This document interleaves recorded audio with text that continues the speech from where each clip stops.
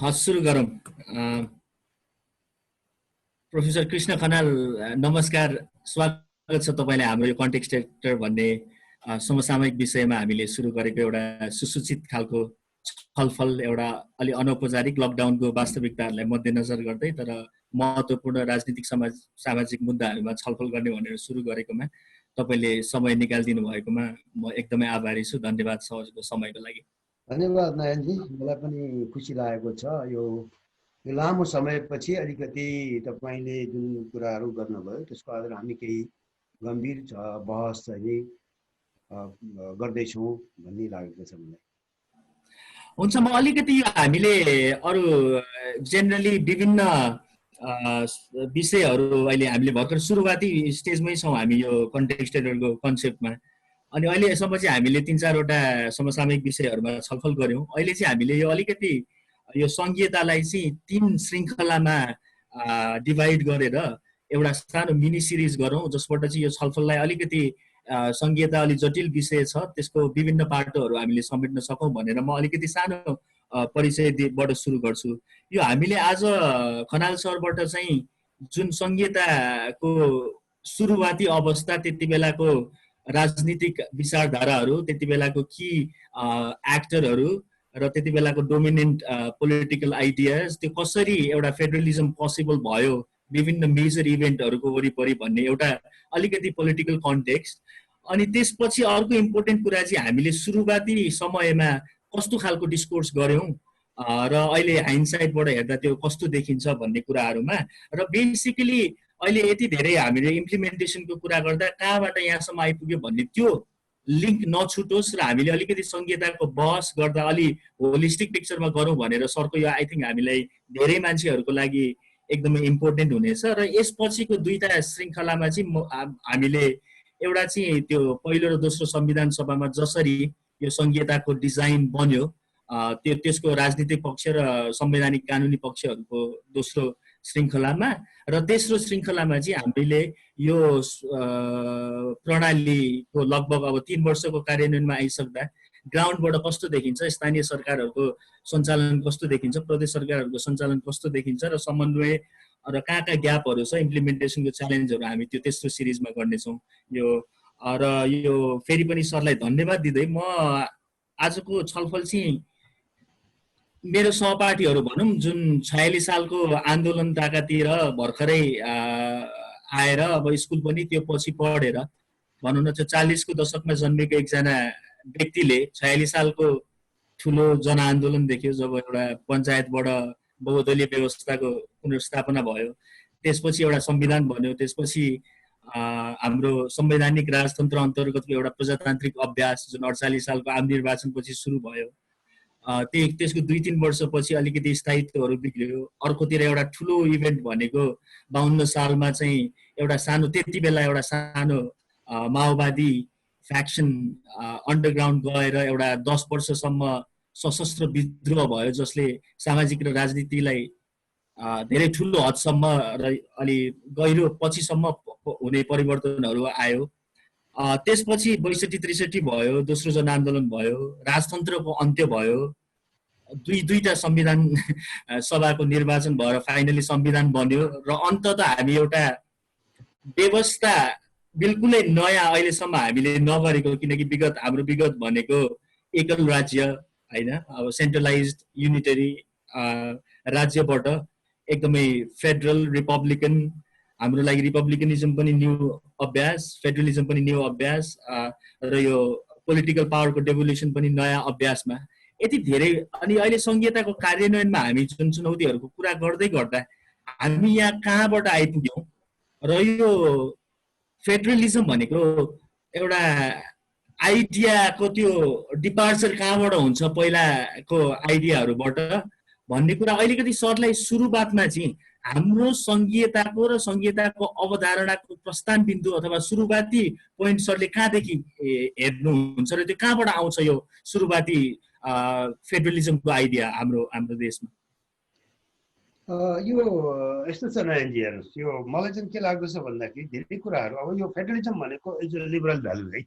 पहिलो कुरा हाम्रो कन्टेक्स्ट अलिकति फरक छ, पछि म यसमा प्रवेश गर्छु, तपाईँले खालि जोड्न खोजेको।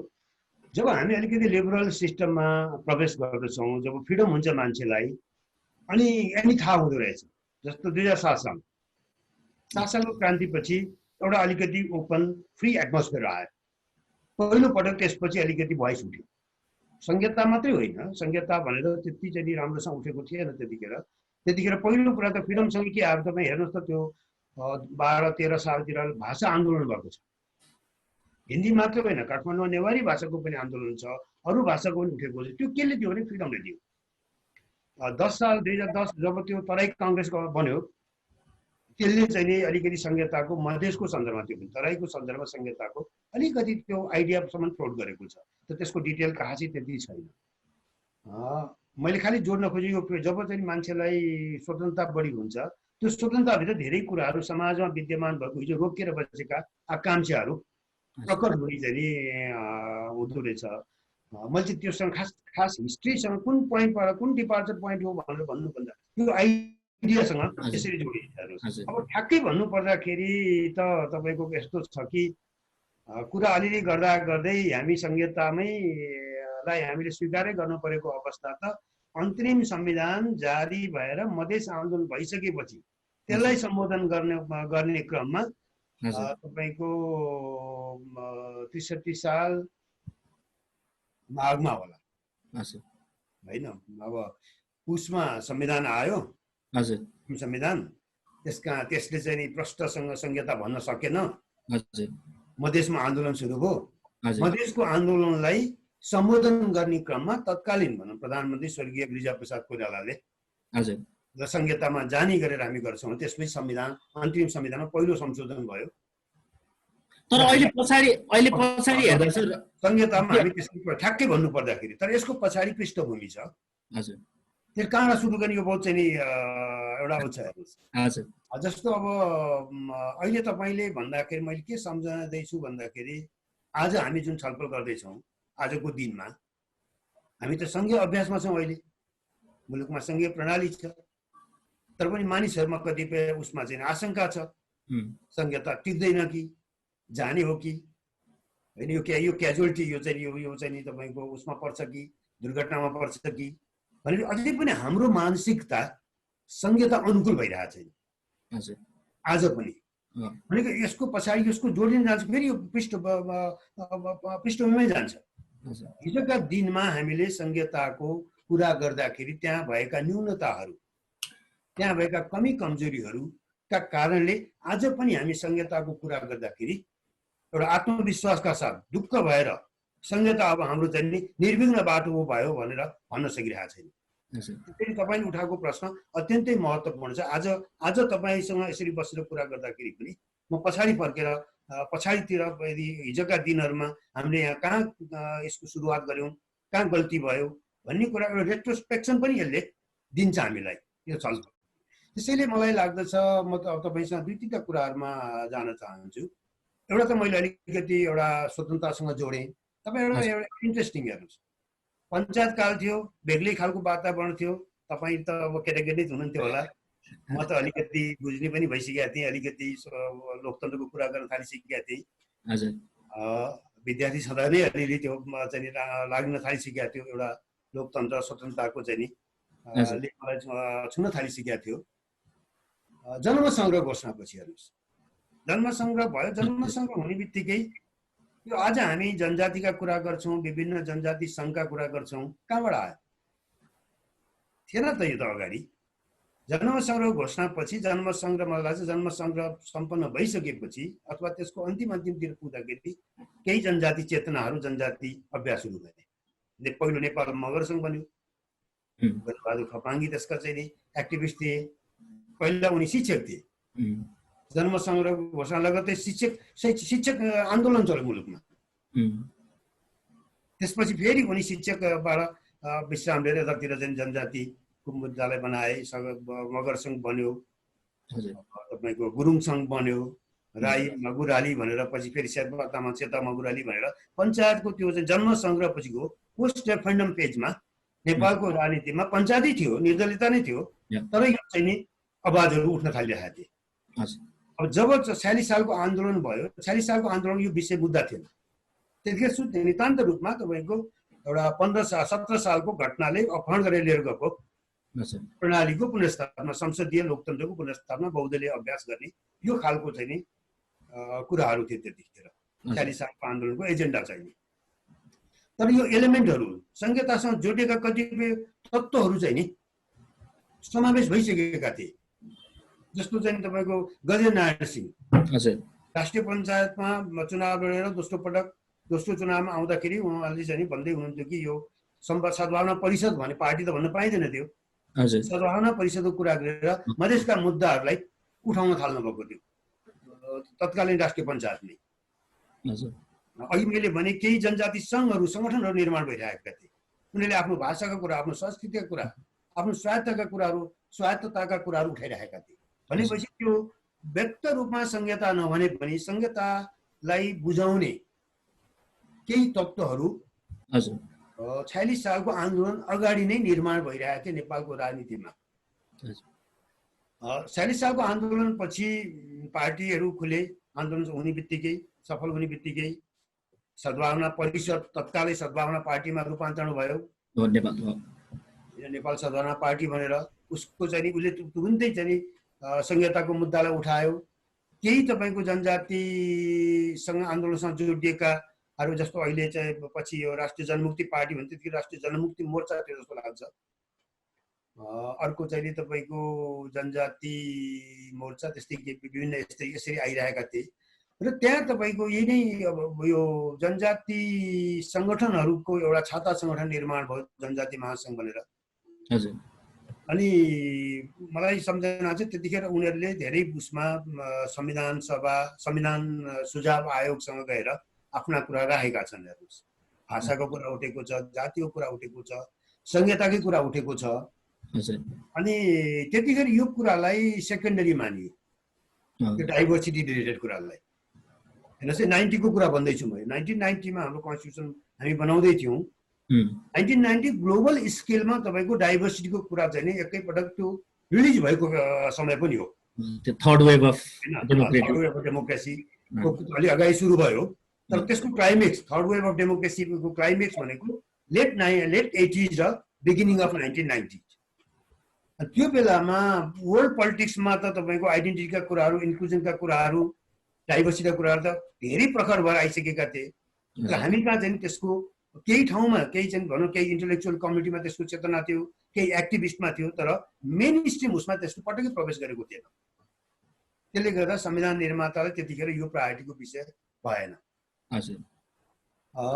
तर एउटा काम गर्यो 47 सालको संविधानले, नेपाललाई चाहिँ बहुजातीय,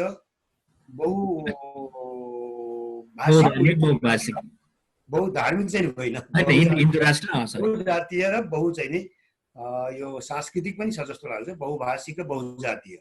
अनि यो त ठुलो एउटा मेजर डिपार्चर हो तपाईँको कन्स्टिट्युसनको ल्याङ्ग्वेजमा। योभन्दा अगाडि 1959 कै भन्नुहोस् 15 सालकै संविधानले पनि हामीलाई यो खालको रेकगनाइज गरेको थिएन। समाज त त्यही थियो नि त।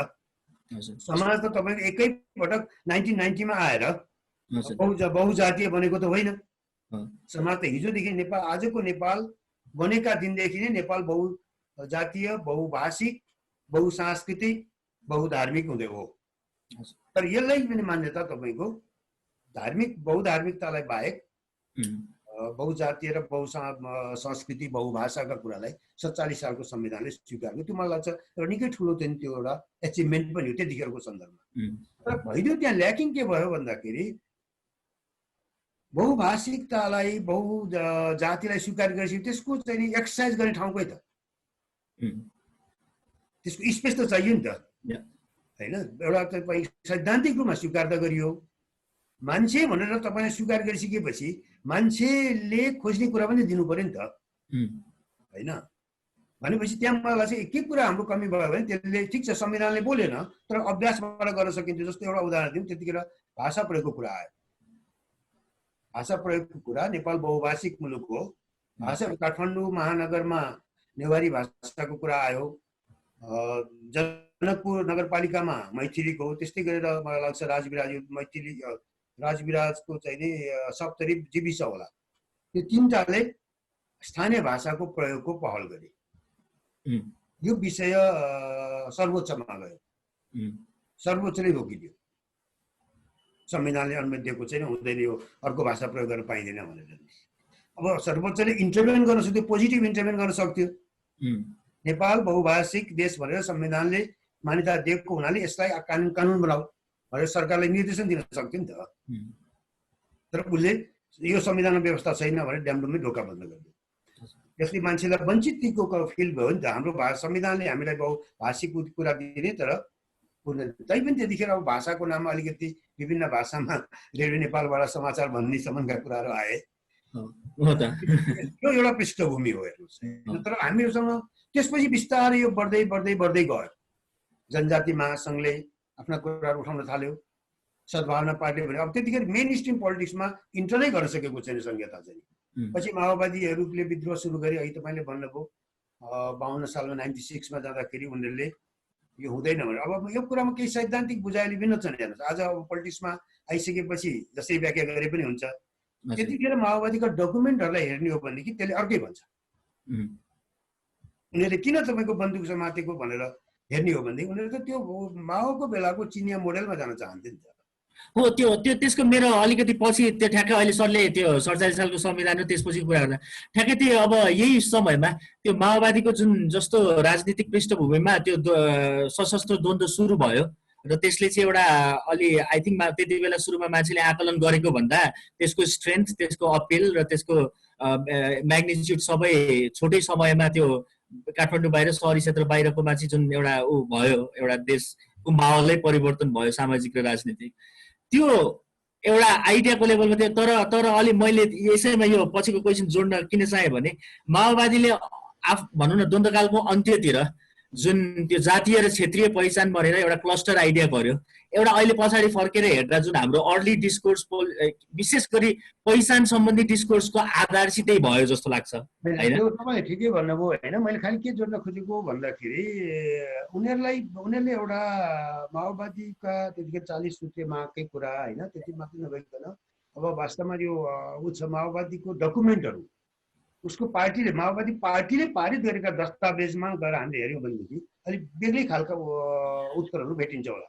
तपाईँले 48 सालको त्यो एकता महाधिवेशन, जहाँबाट माओवादी चाहिँ त्यो तत्कालीन एकताको एउटा मेजर डिपार्चर सुरु भयो होइन, जसलाई माडी अधिवेशन भनेर पछि थाहा भयो होइन। त्यो त गोप्यता त्यतिखेर कहाँ भयो थाहा थिएन। त्यसका डकुमेन्टहरूले के भन्छन्, 3टा लाइनको कुराहरू आउँदछ। एउटा चाहिँ क्रान्तिकारी पार्टी बनाउने भनेर माओवादी भयो के अरे यो एकता केन्द्रबाट, अर्कोतिर आधार इलाका बनाउने भन्ने कुरा थियो, अनि संयुक्त मोर्चा या संयुक्त मोर्चाको कुरा महत्त्वपूर्ण छ। संयुक्त हेर्दाखेरि उसका स्ट्राटेजीहरू माओवादी चीनमा माओले गरेकै लाइनबाट आएका छन्। तर हाम्रो कन्टेक्स्ट फरक छ। फरक हुँदाखेरि त्यो कन्टेक्स्चुअल उसमा हुँदाखेरि यसका ऊहरू फरक हुँदै जाने। जस्तो त्यो जातीय कि संयुक्त मोर्चा चाहिँ हामी कहाँ जातीय मोर्चा भनेको, चीनमा माओले साँच्चै जोइन्ट फ्रन्ट बनाएको चाहिँ तपाईँको किसानहरूको थियो होइन, मजदुरहरूको थियो, तपाईँको यो के भन्छ नेसनलिस्ट क्यापिटलिस्टहरूको थियो, जातीय मोर्चा त थिएन नि। हामी कहाँ के भइदियो भन्दाखेरि तपाईँको यो मैले भने जनमतसङ्ग्रह पछि लेट 80s सुरु भएको एउटा आइडेन्टिटीका इस्युहरू, अनि 46 सालको आन्दोलन र त्यसपछि सुरु भएका जातीय अनि अधिकारका सवालहरू। सरलाई मैले त्यो हामीले यसरी बुझ्नुपर्ने हो। त्यसो भए त्यो चाहिँ एउटा वैचारिक लक्ष्य नभएर माओवादीको लागि एउटा रणनीतिक सेटअप त्यसरी उसको डक्ट्रिनायर एप्रोच हो पहिलो कुरा होइन। डक्ट्रिनायर एप्रोच देखिन्छ त्यतिखेरका हेऱ्यो भनेदेखि माओवादीको धेरै डक्ट्रिन बेस देखिन्छ। त्यसपछि गएर दोस्रो चाहिँ के हो भने उसले अब भइरहेको मुलुकमा भइरहेका विकासक्रम जुन छ नि त्यसलाई आफ्नो फोल्डमा लिनका लागि उपयोग गर्ने पनि नीति हो नि त। तपाईँको विभिन्न जातीय सङ्घ संस्था बनिसके त, तिनलाई एक ठाउँमा ल्याएर एउटा उसले फ्रन्ट बनायो, जोइन्ट फ्रन्ट बनायो होइन। त्यो अनि त्यो यसरी बन्दै आइसकेपछि पछि गएर अनि उनीहरूलाई फाइदा के भयो भन्दाखेरि जुन बेसमा काम गरे तपाईँको रोल्पामा होइन, रोल्पालाई बेस बनाएर आउँदाखेरि त्यस्तै गरेर अरू ठाउँहरू हेर्दाखेरि के भयो भन्दाखेरि एउटा जनजातीय आधार भएको ठाउँहरू पनि समात्यो नि त उनीहरूले। अनि यस्तो किसिमबाट त्यसले चाहिँ एउटा बिल्डअप गर्दै गयो। उनीहरूको चाहिँ रिक्रुटमेन्ट तपाईँको तल चाहिँ लड्ने चाहिँ लडाकुहरूमा अब दलित समुदायको महिलाहरू, त्यसपछि जनजातिका मानिसहरू आयो कि त्यसलाई कसरी हेऱ्यो भने यतातिर स्टेटले डिप्राइभ गरेको छ हजुर होइन, तपाईँको भाषिक अधिकार पनि स्वीकार गरेको छैन, आइडेन्टिटीको कुरालाई अस्वीकार गरेको छ। हजुर अनि त्यो हुँदाखेरि उनीहरूलाई त्यसले के दियो भन्दाखेरि अब माओवादी हुनुपर्छ भने जरुरी छैन, एउटा स्पेस दियो, त्यहाँ त ठाउँ अब दियो। सर यो अलिकति यो यसैलाई जोड्दै मेरो अर्को यो सेकेन्ड पार्ट अलिकति मैले त्यो फ्रेमवर्क टाइम पनि हेरिरहेको भएर यो अघि नै सरले सुरुमै एउटा डेफिनेट हामीले तोकेरै भन्न सक्ने एउटा बिन्दु र सङ्घीयतालाई फर्मलाइज गर्ने अन्तरिम संविधानमा जुन त्यति बेलाको मधेस आन्दोलन भयो र त्यसबाट चाहिँ अझै पनि हामीले हाम्रै अनुभवमा पनि एउटा यो अहिले जुन सङ्घीयता आएकोमा चाहिँ एउटा त्यति बेला क्षेत्रीय पनि अहिले राष्ट्रिय पार्टी भइसकेका केही मधेसलाई केन्द्र बनाएर राजनीति गर्ने ग्रुपहरू त्यति बेला पहिला त अझ लुज अर्गनाइजेसनबाटै सुरु भएर जुन मधेसमा पनि एउटा पार्टीहरू क्षेत्रीय पार्टीहरू पनि एकचोटि आयो र एउटा डिफाइनिङ एउटा रोल चाहिँ संहिता ल्याउनमा यदि मधेस आन्दोलनको छ भने र त्यही सँगसँगै अरू जनजाति आन्दोलनहरू पनि सरले अलिकति त्यो 36 साल पछिकै कुरा गर्नुभयो। यो पर्टिकुलर हामीले यो कुरालाई चाहिँ स्पष्ट रूपमा यो सामाजिक मुभमेन्टहरू पर्टिकुलरली मधेस मुभमेन्टको यो संहितालाई अहिलेसम्मको ल्याउनमा चाहिँ कस्तो भूमिका रहेछ? यसले वास्तवमा यो त बेस त तपाईँको नै हो, मधेस र जनजातिकै बेस हो संहिताको, तीबाट नै सुरु भएको। माओवादीले एउटा प्लेटफर्म दियो, उसको आफ्नै कमिटमेन्ट कति हो जति पनि प्रश्न गर्न सकिन्छ हेर्नुहोस् होइन, तर त्यो प्लेटफर्म उसले दियो कि उसको लागि मोबिलाइजेसनको लागि त्यो एउटा माध्यम पनि बन्ने भयो होइन, जनजातिको समर्थन लिनका लागि सजिलो पनि भयो, मधेसको समर्थन लिनका लागि सजिलो पनि भयो।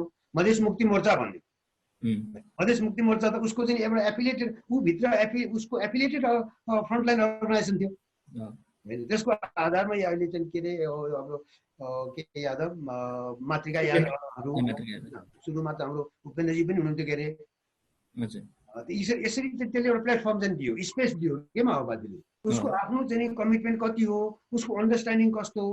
अहिले प्रब्लम कहाँनिर आउँछ भने उसको अन्डरस्ट्यान्डिङको जब ग्याप हुन्छ कार्यान्वयनमा समस्या आउँदछ। यो हामीले आन्दोलन पछि भोग्यौँ। म तपाईँलाई दुईटा उदाहरण राख्दैछु। यसरी जस्तो माओवादी जब बढ्दै गइसकेपछि तपाईँले अघि पनि भन्नुभयो उनीहरूले अटोनोमस रिजनको चाहिँ नि डिक्लेयर गरे होइन। सुरुमा तपाईँको उनीहरूको 9 वटा थियो, 9 वटा मध्येमा 5-6 वटा गर्दै पछि चाहिँ नि काठमाडौँलाई बाँकी राखेर अरू ठाउँमा गरे। यो मलाई चाहिँ 2004 तिर गरे जस्तो लाग्छ मलाई। 2004 तिर उनीहरूले यो चाहिँ अटोनोमस रिजन डिक्लेयर गरे। अब अटोनोमस रिजन चाहिँ नि चाइनाकोमा आएको छ हेर्नुहोस्, चाइनाको अटोनोमस रिजन र फेडरलिजम एउटै कुरा होइन नि होइन। यसरी अब कसरी हेर्ने भन्ने कुरा आउँछ, एउटै होइन। तर त्यसले के दियो मानिसहरूलाई भन्दाखेरि अनि त्यही बिचमा तपाईँको त्यसपछि केही डिबेटहरू हुन थाल्यो। यता जनजाति वालाहरूले गरेको केही उसमा प्रोग्रामहरू म पुगेको छु, मलाई बोलाइएका थिए त्यहाँ मैले चाहिँ इन्टरभेन गरेँ कि तपाईँले खोजेको अटोनोमी, त्यहाँ एउटा पेपर थियो ठ्याक्कै चाइनिज मोडेलको पेपर आयो, यो चाहिँ चाइनाकोमा प्रयोग भएको छ, यो मल्टी पार्टी कम्पिटिसन टेस्ट भएको मोडेल छैन। हामीले खोजेको कुरा कि हामीले बहुदलीयता सहितको चाहिँ अटोनोमी खोजेको हो कि हामीलाई बहुदलीयतासँग मतलब चाहिँ अटोनोमी मात्रै भए पुग्छ भन्ने खोजेको भन्ने मैले इन्टरभेन गरेँ। इन्टरभेन गरिसकेपछि त्यहाँ बिस्तारै के आयो भन्दाखेरि होइन अब तपाईँलाई उत्तर चाहिँ दिन्छ मल्टी पार्टी कम्पिटिसनमा अटोनोमी पाउनु उत्तर चाहिँ फेडरलिजमले दिन्छ, संहितालाई त्यसको उत्तर हो भनिसकेपछि केही पछि गएर एउटा राम्रो पार्ट के भयो भन्दाखेरि आन्दोलन सकिने बित्तिकै माओवादी पनि एकैपल्ट संहिता भन्न थाले उनीहरू पनि। म सर ठ्याक्कै त्यही त्यो यो ठ्याक्कै सरको भनाइ अलिकति क्रोनोलोजिकली गरेर मलाई पनि ठ्याक्कै यो अर्को क्वेसन पनि यहाँ हाल्ने ठ्याक्कै ठाउँ आयो जस्तो लाग्यो। यो अब हामी ठ्याक्कै एउटा अर्को ठुलो म्यासिभ चेन्ज हामीले 62-63 मा देख्यौँ, जुन त्यो एउटा यो सशस्त्र विद्रोहको पनि सेफ ल्यान्डिङको टाइम होइन, र एउटा हाम्रो मोनार्कीको रेलेभेन्स लुज हुँदै गरेर एउटा त्यो फेरि किङ ज्ञानेन्द्रले त्यो सङ्कटकालदेखि लिएर त्यो फेरि विद्रोहकै वरपर भयो होइन। फेरि अलिकति त्यो 2-3टा मेजर भयो र 62-63 को आन्दोलन भयो, जहाँ चाहिँ एउटा नागरिक समाजको तर्फबाट सरहरूको पनि भूमिका केन्द्रमै थियो। त्यो हामीले त्यति बेलाको पोलिटिकल स्पेस कस्तो थियो भनेर बुझ्दाखेरि फेरि पनि अगाडिकै कुरालाई यो 46 सालकै परिवर्तनमा सरले भनिहाल्नुभयो, संहिताले सेन्ट्रल रोल पाएन तर अलिअलि केही कुराहरू त्यहाँ इन्कर्पोरेट भयो। 62-63 को आन्दोलनको बेला त्यो त्यसको मूल मुद्दाको वरिपरि थियो कि थिएन जुन तपाईँले एकदमै ठिक भन्नुभयो। मैले त्यो कुरा यहाँ रेफर गर्न मिस गरिरहेको छु, तपाईँले ठिक उठाउनुभयो। राज्य पुनर्संरचना हेर्नुहोस्, के छ भन्दाखेरि राज्य पुनर्संरचना शब्द मलाई लाग्छ हामी बाहिरकाले, म आफै पनि वान अफ दि फर्स्ट त्यो होला जसले चाहिँ राज्य पुनर्संरचना त्यो शब्द प्रयोग गरेर लेख्न थाले। यो आन्दोलनभन्दा धेरै अगाडिको कुरा हेर्नुहोस्, आन्दोलनभन्दा धेरै अगाडि मलाई लाग्छ मैले चाहिँ 59-60 सालतिरै राज्य पुनर्संरचना भन्ने त्यो फ्रेज प्रयोग गरेर लेख्न थालिसकेको थिएँ। उसमा मूल्याङ्कनमा लामो चाहिँ सिरिज अफ इन्टरभ्यू चलेको छ। सुरुवात मैले गरेको थिएँ त्यो, म त्यसमा श्यामजीले त्यो चलाउनु भयो, धेरै मानिसले त्यसमा जोइन गरेको छ। तर त्यतिखेर के भने पार्टीहरू, त्यतिखेर संसदमा भएका पार्टी नेपाली काङ्ग्रेस, तत्कालीन नेकपा एमाले लगायतलाई पनि के प्रेसर भइरहेको थियो, यिनीहरूले पनि यो डाइभर्सिटीलाई कसरी सम्बोधन गर्ने भनेर कहिले चाहिँ तपाईँको चुनावका बारेमा हुन्छ कि अथवा चाहिँ यो जबको रिजर्भेसनका कुराहरू, बिस्तारै कुराहरू त्यहाँ पनि आउन थालेको थिए। तर संहिता भनेर कसैले भन्न सकिरहेको थिएन। राज्य पुनर्संरचना बिस्तारै त्यसको आयो र पहिलो मलाई लाग्छ यतातिर संसदीय दलहरूले राज्य पुनर्संरचनाको शब्दको प्रयोग गरे अलिकति अलि व्यापक रूपमा। यो माघ 19 पछि माघ 19 कति 62 साल, अनि त्यसको वैशाखमा माघ 19 मा त्यो घटना भयो। वैशाखमा तपाईँको पहिला त 6 दलीय गठबन्धन भयो, 25-7 प्रजातान्त्रिक चाहिँ जोइन गरेका थिएन प्रजातान्त्रिक काङ्ग्रेस सुरुमा। 6 दलको गठबन्धन हुँदाखेरि त्यसले चाहिँ एउटा राज्य पुनर्संरचनाको एउटा चाहिँ त्यहाँ डकुमेन्टहरू नै छ, 5-6 वटा पोइन्टहरूले एडप्ट गरेको छ होइन। त्यसपछि त्यो अब गएर त्यसैमा जाँदाखेरि 12 बुँदेमा समझदारीमा पुग्दाखेरि राज्य पुनर्संरचना भनेर प्रश्नमा लेखियो हेर्नुहोस्, राज्य पुनर्संरचना गर्ने भनेर। त्यसकारण यसरी चाहिँ यो एउटा अब अलिकति क्युमुलेटिभ हुँदै आएको। त्यसरी ठ्याक्कै अब छुट्टै रिसर्च गरी हेर्दाखेरि कहाँ कतिखेर कसरी आयो भन्ने कुरा सजिलो हुन्छ। तर एउटा हाम्रो डिस्कोर्सको कुरा गर्दाखेरि यो चाहिँ यो एजेन्डा यसरी अलिकति घुमाउरो बाटोबाट संहिता नभनिकन राज्य पुनर्संरचना भनेर प्रवेश गर्यो। हो त्यो अलिकति हामीले सायद हाइन्डसाइटमा 62-63 आन्दोलनको कस्तो योगदान रह्यो संहिता, कतिपय मानिसहरूले जसलाई यो संहिता पचेको छैन उहाँहरूको आवाज के सुनिन्छ भनेदेखि कहाँ भनेको थियो र आन्दोलनमा संहिता, गणतन्त्र मात्रै त थियो नि भन्छ। मलाई लाग्दछ म आफै आन्दोलनको फ्रन्टमा भइरहेको मान्छे होइन, हामी जस्ता थुप्रै मानिसहरू थियौँ, हामीले धेरै पटक राज्य पुनर्संरचना भन्ने शब्द प्रयोग। फेरि त्यो आन्दोलनको एउटा तपाईँको भनौँ न एउटा पार्टीहरूका बिचको सहकार्यको एउटा बुँदा त राज्य पुनर्संरचना छ। राज्य पुनर्संरचना भनेको संहितालाई आउट गरेर राज्य पुनर्संरचना बन्नै सक्दैन हो। एउटा सत्य हो कि अब जसरी हामीले गणतन्त्रको पछिमा नारा लगायौँ सडकमा आन्दोलनको बेलामा, संहिताको पछिमा त्यसरी नारा लगाएको थिएन। तर यो अन्डरस्टुड कुरा के थियो भने यो आन्दोलनपछि गणतन्त्र सँगसँगै राज्यको पुनर्संरचना हुन्छ। गणतन्त्र आफैमा राज्यको पुनर्संरचना हो। गणतन्त्र आफैमा पनि हेर्नुहोस्, राज संस्थाबाट गणतन्त्रमा प्रवेश एउटा पुनर्संरचना होइन र।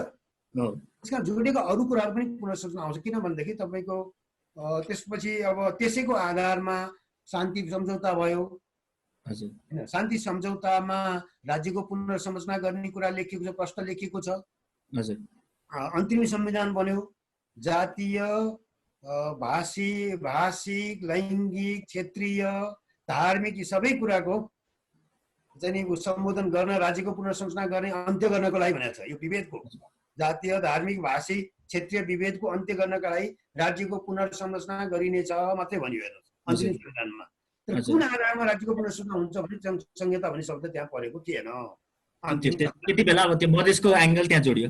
त्यसपछि अनि त्यसपछि मधेस अगाडि बढ्यो होइन। त्यसको तुरुन्तै 1-1.5 महिनामै हामी चाहिँ नि यो राज्य चाहिँ तपाईँको ठिक छ भनेर राज्यको सङ्घीय आधार राज्यको पुनर्संरचना गर्ने भनेर। त्यसकारण तपाईँको राज्य के यसको पछाडि मैले खालि के भन्न खोजेको, यदि आन्दोलनमा संहिता थिएन भनेदेखि यति चाँडै तपाईँको संहिता इन्ट्रोड्युस हुन सक्दैन नि त होइन। यसको पछाडिको सशक्त एउटा आवाज थियो हो। त्यो कति क्लियरली स्पेल आउट भएको थियो त्यो प्रश्न गर्न सकिन्छ। मैले अघि भने राज्यको पुनर्संरचनाको इनहेरेन्ट पार्ट हो, त्यो इनबिल्ट कुरा हो। संहिता झिक्दिने बित्तिकै राज्यको पुनर्संरचनाको अर्थै रहँदैन थियो त्यसरी। त्यसकारण यो चाहिँ अब बहस त जसरी पनि गर्न सकिन्छ। जस्तो एउटा तपाईँलाई म सुनाउँ, 12 बुँदे सहमति गणतन्त्र लेखिएको छैन, पूर्ण लोकतन्त्र भन्ने शब्द परेको छ होइन। पूर्ण लोकतन्त्रको व्याख्या यहाँ एक थरीले कहाँ गणतन्त्र भनेको छ, पूर्ण लोकतन्त्र भनेको छ भनेर गर्थे। उता चाहिँ माओवादीहरूले अर्को त्यसले होइन पूर्ण लोकतन्त्र भनेकै गणतन्त्र हो नि भनेर व्याख्या। त्यसकारण कहिलेकाहीँ शब्दको प्रयोग केही परिस्थितिले गर्दाखेरि पोलिटिकल एक्टरहरूले त्यो भित्रको अन्डरलाइन जस्तो एकछिनलाई भनौँ न गिरिजा प्रसाद कोइराला कहिले पनि एउटा सर अब यसैमा ठ्याक्कै हामी अझै पनि राम्रै क्रोनोलोजीमै छौँ। अब त्यो एउटा संविधान सभामा देशको पुनर्संरचना भन्ने कुरामा लगभग सबै सहमति थियो, तर संहिताले नै गर्छ भन्ने स्पष्ट खुलाइएको थिएन, जुनलाई मधेस आन्दोलनको पर्टिकुलर डिमान्डले त्योसम्म पुर्यायो संविधान के अरे अन्तरिम संविधानलाई। अब हामी त्यसपछिको पोलिटिक्समा जाउँ सर। जब यो पहिलो संविधान सभाको निर्वाचनको जुन म्यान्डेट आयो त्यसले अब जुन अघि हामीले कुरा गर्यौँ माओवादीले कुन नियतले कुन आधारमा त्यो स्वायत्त क्षेत्रहरू गरेको भन्ने कुरा जे गरेको भए पनि पहिलो संविधान सभामा आइपुग्दा त एउटा बुलन्द रूपमा पहिचानहरूको मुद्दा उठ्यो र तपाईको त्यो म्यान्डेट पनि यसरी आयो र हामीलाई त्यो ठ्याक्कै त्यो अन्तरिम संविधान पछि पहिलो संविधान सभाको पोलिटिकल चेन्ज त्यो एउटा अब सशस्त्र विद्रोह फ्रेस सकेर सेफ ल्यान्डिङ गरेर आएको पार्टी एउटा गभर्नमेन्टको हेल्ममा पुग्नु र यी एकदमै ठुल्ठुलो सामाजिक मुद्दाहरूलाई इन्स्टिट्युसनलाइज गर्नको लागि एउटा संविधान महत्त्वपूर्ण संविधान बनाउनु पर्ने जुन स्पेस र टाइम थियो त्यसको त्यो बेलाको पोलिटिकल डाइनामिक्स कस्तो भयो? पहिलो कुरा तपाईँले ठिकै उठाउनु भयो यो कुरा। अब जस्तो अघि हामीले आन्दोलनको कुरा गऱ्यौँ, आन्दोलनमा यो नारा थिएन भन्ने त्यसको अलिकति व्याख्या गरेँ, आन्दोलनको कसरी यो इनबिल्ड थियो भन्ने कुरामा होइन। त्यसको लगत्तै के देखाउँछ भने संविधान सभामा पुग्दाखेरि पहिलो संविधान सभामा पुगेका राजनीतिक दलहरूमध्ये राष्ट्रिय जनमोर्चा बाहेक सबैले संहिताको पक्षमा भोट मागेका छ। उनीका घोषणापत्र तपाईँले पल्टाएर हेर्नु भने इन्क्लुडिङ राप्रपा, राष्ट्रिय प्रजा राप्रपा नेपाल पनि हेर्नु। राष्ट्रिय जनमोर्चा बाहेक सबै पार्टी घोषणा संविधान सभामा पुगेका सबै पार्टीको भनेपछि त गणतन्त्रको भन्दा पनि व्यापक चाहिँ तपाईँको संहिताको पक्षमा मत आएको देखिन्छ। केही भोटले भनौँ न गणतन्त्रको पक्षमा पनि त्यही राप्रपा नेपाल बाहेक अरू सबै गणतन्त्रवादी पार्टी नै पुगेका हुन् होइन। संहिताको प्रश्न कुरा नगरेको उसले मात्रै हो, के भन्छ राष्ट्रिय जनमोर्चाले मात्रै हो संहिताको विरुद्ध भोट मागेको। तपाईँ सबै संहिताको पक्षमा चाहे नेमकिपा होस् तपाईँको राप्रपा नेपाल होस् उनका त्यतिखेर घोषणापत्र पल्टाएर हेर्नु हो भनेदेखि त्यो देखिन्छ। त्यसले पनि देखाउँदछ होइन कसरी जनमत चाहिँ संहिताको पक्षमा निर्माण भइरहेको थियो भनेर। अब कहाँनिर हामी चाहिँ अब माओवादी आए त्यत्रो ठुलो एउटा त्यो आफैमा पनि एउटा चाहिँ भनौँ फर्स्ट पार्टी भएर आउनु भनेको मतलब फर्स्ट पार्टी भएर म्यान्डेट पाउनुको अर्थ के भने उसका एजेन्डाहरू फर्स्ट प्रायोरिटीमा छन् मुलुकमा भनेर देखाउँछ नि त होइन त। जहाँ मतदाताको अगाडि उसका एजेन्डाहरू फर्स्ट प्रायोरिटीमा रहेछन् भन्ने कुरा हो नि त। त्यसकारण संहिताको आइडेन्टिटी पोलिटिक्सका कुरा उसले एउटा म्याप लिएर आयो। त्यो कति आफ्नो ठाउँमा हुन्छ त्यसमा बहस गर्न सकिन्छ पहिल्यै कुरा हो। चुनावमा भोट माग्ने, चुनावमा तपाईँको गरेको बाचा र कन्स्टिट्युसनका वर्डहरू एउटै हुँदैनन्, हेर्नुहोस् गाह्रो हुन्छ होइन। कन्स्टिट्युसन राइटिङ भनेको अलिकति टेक्निकलको कुरा पनि हो। त्यसले चाहिँ तपाईँको एउटा फ्रेजले धेरैका आवाजहरूलाई बटुल्नु पर्दछ। एउटा पार्टीको मात्रै चाहिँ आवाज बटुल्यो भने त्यो संविधान हुँदैन नि त। त्यो त पार्टीको प्रोग्राम हुन्छ। कन्स्टिट्युसन त गोज बियोन्ड द पार्टिज। माओवादीको चाहिँ स्किम भित्र मात्रै कन्स्टिट्युसन चाहिँ लिमिट भयो भने त्यो त कन्स्टिट्युसनै होइन नि। त्यसै हुनाले मलाई लाग्छ त्यसपछि पार्टीहरूका कन्स्टेन्टहरू थिए, उनीहरूलाई समस्याहरू थिए। त्यतिखेर मलाई सम्झना छ हेर्नु कस्तो बेला हामी त्यो भन्दाखेरि हाम्रा मागहरू हाम्रा आकाङ्क्षाहरू यसरी विकसित भएर आएका छ, यसरी बाहिर प्रकट भएर आएका छ कि मैले बोलेको भाषामा संविधान लेखिनु पर्दछ भन्ने मानिसको अपेक्षा छ हेर्नुहोस् होइन। आफूले जे भनेको यही राख्नुपर्छ संविधानमा भनेर त्यो संविधान बनाउने क्रममा जब सभासदहरू जिल्लामा गए चुनावपछि संविधान सभा गठन हुने बित्तिकै त्यो एउटा के भन्छ क्वेसनर बोकेर होइन, त्यो क्वेसनर बोकेर ठुलो एक्सर्साइज भएको छ। त्यसलाई सामान्य एक्सर्साइज होइन, हेर्नुहोस् लाखौँ मानिसहरूले त्यसमा पार्टिसिपेट गरेका छन्। त्यो एक्सर्साइजमा तपाईँको आएका कुराहरू चाहिँ यो आफ्नै भाषामा खोजेका छ मान्छेले, त्यो स्वाभाविक हो। तर त्यसलाई पार्टीहरूले अब कन्स्टिट्युसन संविधान सभाले त्यसलाई स्वीकार्य संवैधानिक भाषा लफज दिनु जरुरी छ। स्पिडलाई मेन्टेन गरेर एउटा यो भयो। दोस्रो अब यहाँ कहाँनिर हामी अलिकति पछाडि परिरहेको जस्तो लाग्छ भन्दाखेरि अघि भने डिस्कोर्सको कुरा होइन। डिस्कोर्स म ठ्याक्कै यसैमा सर म ठ्याक्कै त्यो डिस्कोर्सको कुरा कहाँ जोडौँ भने नि त्यो अलिकति त्यो हामीले पनि सम्झिने गरी अब त्यो 2000 त्यो पहिलो संविधान सभाको अन्त्यतिर तपाईँको जुन त्यो अहिले संहिताको लागि एउटा बहस, सबभन्दा तातो बहस सायद पहिले संविधान सभामा भयो होला र सायद त्यही बेलाको त्यसको अन्त्यतिर यो पहिचानको एउटा कुरा पनि एकदमै यो मेन स्ट्रिममा त्यो के अरे त्यति बेला सामर्थ्यको आधारमा कि पहिचानको आधारमा भनेर त्यो त्यो डिस्कोर्स चाहिँ एकदमै ब्ल्याक एन्ड व्हाइट खालको भएको थियो। त्यो कि पहिचान भएपछि जातीयता नै हुन्छ अथवा त्यो भएन पनि हुँदैन। सो त्यो डिस्कोर्स सरले ठ्याक्कै त्यहीबाट त्यो डिस्कोर्समा के भयो? डिस्कोर्स चाहिँ हाम्रो एकदमै कमजोर भयो। एकदमै हामी चाहिँ पार्टी ड्रिभन एजेन्डामा, त्यो चाहिँ स्टेटको एजेन्डामा, तपाईँको सोझै स्टेक होल्डरको इन्ट्रेस्ट ग्रुपको एजेन्डामा प्रवेश गर्यौँ कि। जस्तो भनौँ न, स्वाभाविक रूपमा मधेसले आफ्नो भाषामा संहिता खोज्नु स्वाभाविक हो त। मधेस आन्दोलनले, जनजातीय आन्दोलनले आफ्नो भाषामा संहिता खोज्नु स्वाभाविक हो। म त्यसलाई अन्यथा मान्दिनँ। हेर्नुहोस् होइन, जसले संहिता चाहेका छैनन् तिनले पनि आफ्नो भाषामा संहितालाई निषेध खोज्नु स्वाभाविक हो। हेर्नुहोस्, आखिर त सबै भ्यालिड मत हो नि त, होइन र? संहिता चाहिँदैन भन्ने पनि मेजोरिटी ठुलो मात्र सानो मात्र कुरा हो। संविधान त मेजोरिटीलाई मात्रै बन्ने कुरा होइन। त्यसको च्यालेन्ज के थियो भने यो डिस्कोर्सले हामीले गर्न सकेनौँ। हेर्नुहोस्, हामीले के गर्यौँ भने त्यो अलिकति पिन पोइन्ट गरिदिउँ न। म तपाईँलाई बताउँछु। चुकेको कुरा, पहिलो कुरा, अब माओवादीको आन्दोलन चलिरहेको छ बिचमा मलाई लाग्दछ हामी चाहिँ नि तपाईँको, मैले त्यो इन्टरभेन गरेको अटोनोमी हो कि फेडरलिजम हो भनेर इन्टरभेन गरेको चाहिँ मलाई लाग्छ 60-61 सालतिर जस्तो लाग्छ। हजुर होइन, 60-61 सालतिर गइसक्यो। त्यसैमा आन्दोलन भइहाल्यो। हेर्नुहोस्, कतिखेर डिबेट डिस्कस गर्न पाइयो र हामी इमोसनली चार्ज थियौँ। म मात्रै हो इमोसनली चार्ज थिइनँ। मलाई चाहिँ नि मेरो चाहिँ भनौँ न, मैले एथनिक कारणले गर्दाखेरि, कल्चरल कारणले गर्दाखेरि मैले संहिता खोज्नु परेको थिएन। मैले संहिता खोजेको एउटा पोलिटिकल साइन्सको चाहिँ अध्ययन गरेको नाताले, होइन, एउटा डेमोक्रेसीको चाहिँ डिमान्ड गरेको नाताले, नेपालको डाइभर्सिटीलाई म्यानेज गर्नलाई, यत्रो भोइसहरूलाई म्यानेज गर्नलाई संहिताले मात्रै सक्छ भन्ने मेरो आफ्नो चाहिँ एउटा अन्डरस्ट्यान्डिङ, हिस्टोरिक अन्डरस्ट्यान्डिङको कुरा हो। मेरो इमोसनलमा मधेसको कारणले पनि होइन, जनजातिको कारणले पनि होइन नि त। यसकारण तपाईँले यसरी हेर्नु, मैले त ऱ्यासनलाइज गरेको फेडरलिजमलाई मैले ऱ्यासनलाइज गरेँ। तर म जस्तै अर्को मान्छेले, मधेसबाट आएको म जस्तै पोलिटिकल साइन्सको प्रोफेसर छन्, उसले ऱ्यासनलाइज गरेन। उसले के गर्नु, this must be for Madhesh भने। हेर्नुहोस्, डिमान्ड भन्यो। जनजातिको अर्को मित्रले म जस्तै प्राध्यापक उसले उसको लागि डिमान्ड भन्यो। अनि हामी के अनि डिस्कोर्स त हरायो त्यहाँ त, होइन र? प्रब्लम चाहिँ हामी कहाँ गयौँ भने अब कहाँनिर त्यो डिस्कोर्सलाई अलिकति क्वाइटली अगाडि फेसिलिट गर्न सक्ने ठाउँ भन्दाखेरि राज्य पुनर्संरचना आयो। मलाई तपाईँको त्यो आन्दोलन सकिने बित्तिकै नेपाली काङ्ग्रेसले एउटा राज्य पुनर्संरचना समिति भनेर समिति बनायो।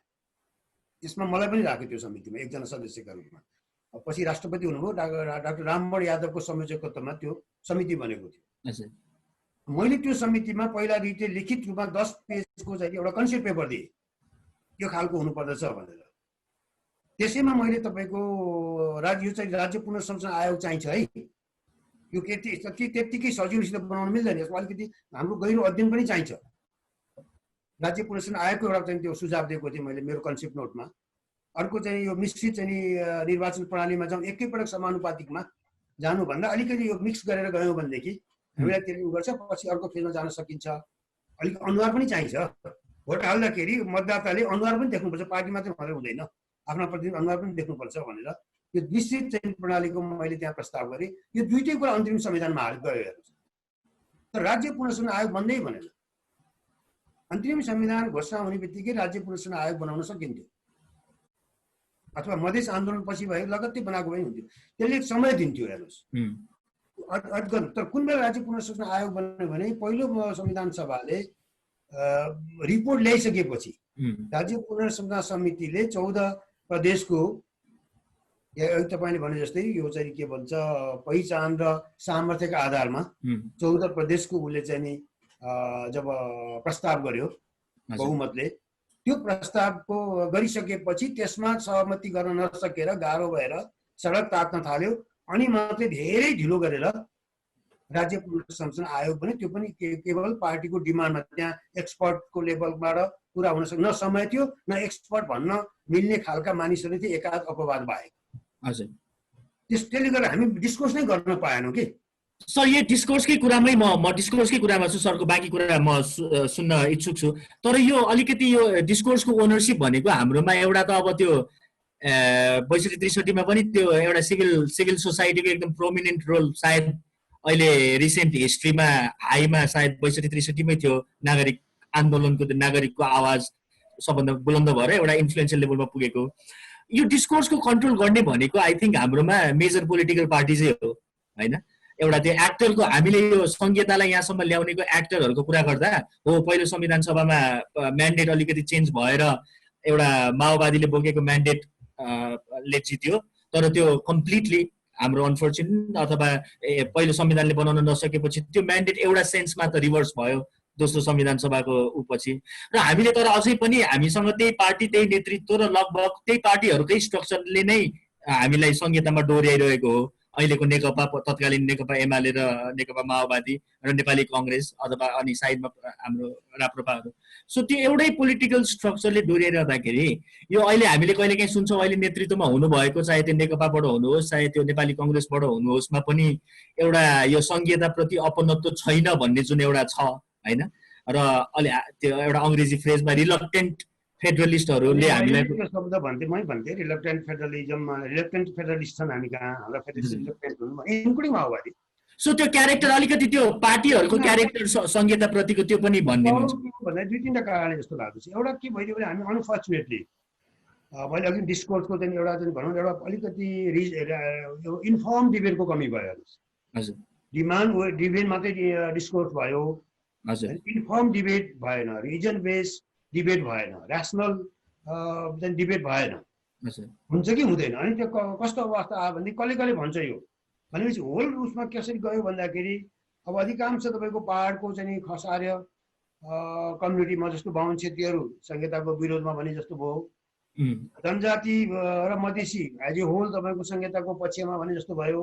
जसले अलिकति कुरा गरे त्यस्तै मानिसहरू जसले अलिकति त्योभन्दा फरक भएर कुरा गरे ती चाहिँ तपाईँको अनवान्टेड टाइपका मान्छे भएर जस्तो म तपाईँलाई बताउँ के भन्छ संहिताको कुरा गर्दाखेरि एमालेको चाहिँ नि के भन्छ सुभाष नेम्बाङ चाहिँ अनवान्टेड जनजाति भए पनि यी संहिता विरोधी भन्ने होइन, अथवा काङ्ग्रेसको राममोहन यादव चाहिँ नि विरोधी मानिने होइन मधेसी भए पनि भनेपछि त्यसलाई पनि प्याटेन्ट एउटा उसले गर्न थाल्यो। के गर्न थाल्यो भन्दाखेरि आफ्नो उसमा त्यो एउटा एक प्रकारको वर्चस्व स्थापना गर्न खोज्यो कि यो चाहिँ नि तपाईँको आफ्नो खेमाको भए मात्रै यो चाहिँ नि जनजाति भए पनि संहितावादी हुन्छ, मधेसी भए संहितावादी हुन्छ, नत्र हुँदैन भने यसरी हामीले के गर्यो प्याट्रोनाइज गर्न थाल्यो। हेर्नुहोस् डिस्कोर्स है आफ्नो पार्टीले आफ्नो ढङ्गबाट प्याट्रोनाइज गर्न थाल्यो। अनि त्यहाँ गएर रिजन बेस्ड इन्फर्म डिबेटहरू हामीसँग कमै समय पनि थिएन, त्यो त्यतातिर जानै सकेन।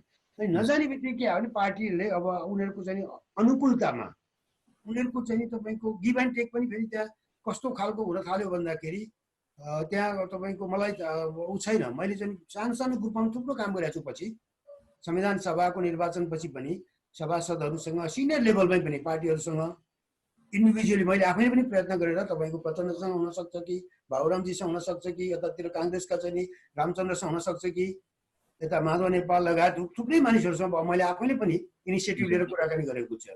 त्यो फेसिलिटेट गरेको छु डायलगहरू सानो लेभलमा। त्यो सेकेन्ड भनौँ न लेयरका लिडरहरू जो चाहिँ इमिडिएटली काम गर्थे यो टप लिडरसिपसँग ती मानिसहरूसँग त सिरिज अफ मिटिङहरू भएको छ।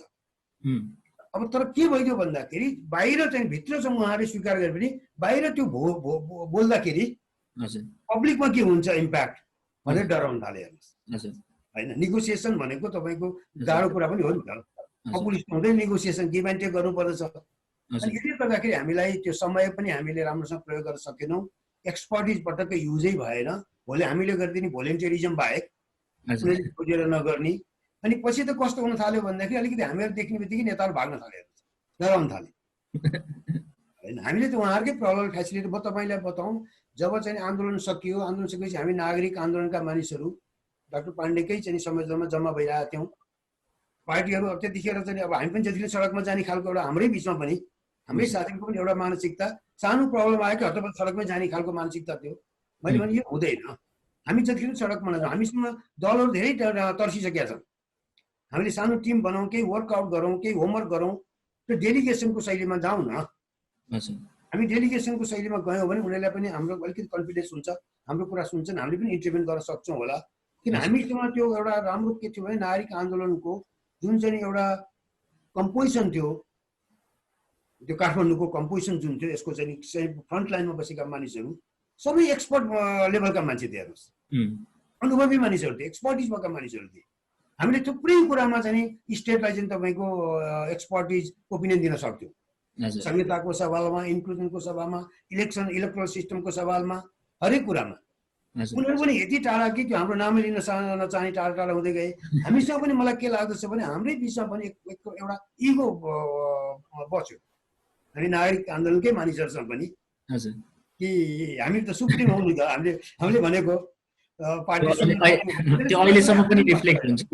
अलिकति मैले सर समयकोतिर पनि मैले नजर लाउँदै यो हामी त यो मलाई त एकदमै यो त धेरै लामो समयसम्म गर्न सकिने कुराकानी जस्तो लागिरहेछ। तर अलिकति एउटा संहिताको अब त्यो हामी अलिकति डिजाइन, त्यो कसरी संविधान बन्यो भन्ने कुरा अलि म पछिको लागि पनि राख्ने हुनाले सरलाई चाहिँ अलिकति अब यो हामीले जुन त्यो लार्जर राष्ट्रिय पुनर्संरचनाकै लेन्सबाट हेर्दा पनि एउटा महत्त्वपूर्ण पक्ष भनेको प्रशासनिक संहिता पनि हो। अब हामीले एउटा राजनीतिक पक्ष हेर्ने, एउटा आर्थिक अब त्यो फिस्कल एस्पेक्ट हेर्ने, र अर्को चाहिँ प्रशासनिक पक्ष हेर्ने हो भने कस्तो स्ट्रक्चर, जुन हामीले योभन्दा अगाडि एउटा अध्ययनको रिपोर्ट गर्ने सिलसिलामा सरले एउटा सानो कमेन्ट पनि गर्नुभएको थियो, पहिला हामीले कस्तो एडमिनिस्ट्रेटिभ स्ट्रक्चरहरू त्यो। मलाई अलिकति एडमिनिस्ट्रेटिभ पोलिटिक्स र ब्युरोक्रेटिक पोलिटिक्सको बारेमा, जुन एउटा तपाईँले अघि नै भन्नुभयो एउटा कम्प्लिटली नयाँ सिस्टममा आउँदाखेरिको जुन हामीलाई चाहिने एउटा एडेक्वेट पर्याप्त बहस